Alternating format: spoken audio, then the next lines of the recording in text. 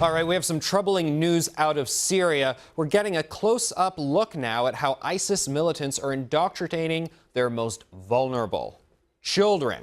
Over 100 Kurdish schoolboys were held for 5 months by ISIS extremists in Syria. According to a Human Rights Watch report, they were subjected to an indoctrination program designed to brainwash them. You're looking at video taken secretly by an activist. The boys were forced to watch ISIS execution videos and study Islamic State ideology. If they misbehaved, they were beaten with hoses and electrical cables. One boy who escaped spoke to the Telegraph.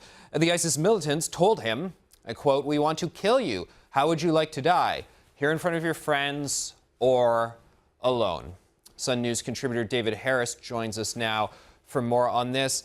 David, I begin these types of segments with the same line all the time, and I wish I didn't, but I want to say I'm surprised by this, but I'm not. That's right. There's a ghastly consistency about this episode that, of course, reflects so many other episodes. We've heard about torture before, and the maiming and ISIL's involvement, of course, in slavery, beheading, sex slavery in particular. And we've even seen how in the official ISIL magazine, they spell out some of these practices as outright religious obligations, not just penchants or perverse tendencies, even extending to the sex slavery side of things, where they go through a careful elaboration in religious terms, I think referring to the Quran. Some of the extremists there and elsewhere talk about chapters 4 and I think 33 and 23 as ostensibly, in their view, providing religious authority for this. We've heard the line, I guess, from the Quran about smite them by the necks. Well, this group obviously takes very seriously and literally those kinds of directions as they regard them that most Muslims obviously don't apply in this kind of context. So it's really a dreadful situation all around. One can only imagine the world-class psychotrauma with which we're dealing, and then one hesitates to imagine what the ultimate product of this will be, the implications for us here at home, at a time when you could wind up then with young people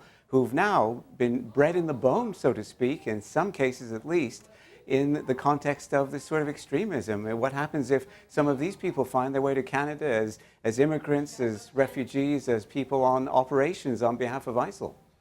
David, I want to get a sense from you.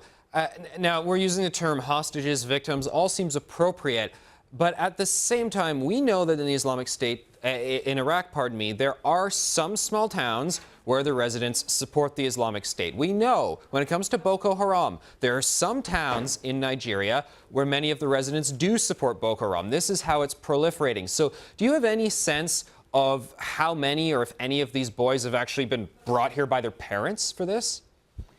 It's not at all clear. And as you say, it is a mixed bag. We saw that some of the otherwise relatively moderate Sunnis whom one might have thought would have objected to exactly the kinds of practices I've described earlier, have found themselves in revolt against the Iraqi government in Baghdad, which is, of course, dominated by the Shia Islamic dispensation, whereas, as we know, ISIL is a Sunni Islamic group.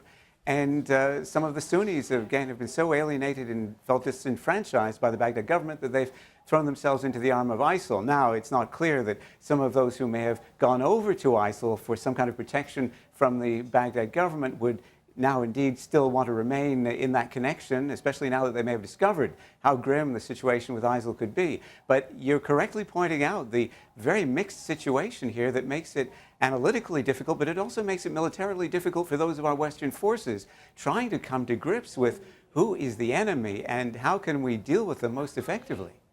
Well, and how do you deal with the fact that you know that this is going on in this particular region with this group? You go there to help the innocents, and then 3 kids come up to you and you go, well, they're just kids, but now you got to think, no, they are potentially enemy combatants. Doesn't that make the ground game really difficult?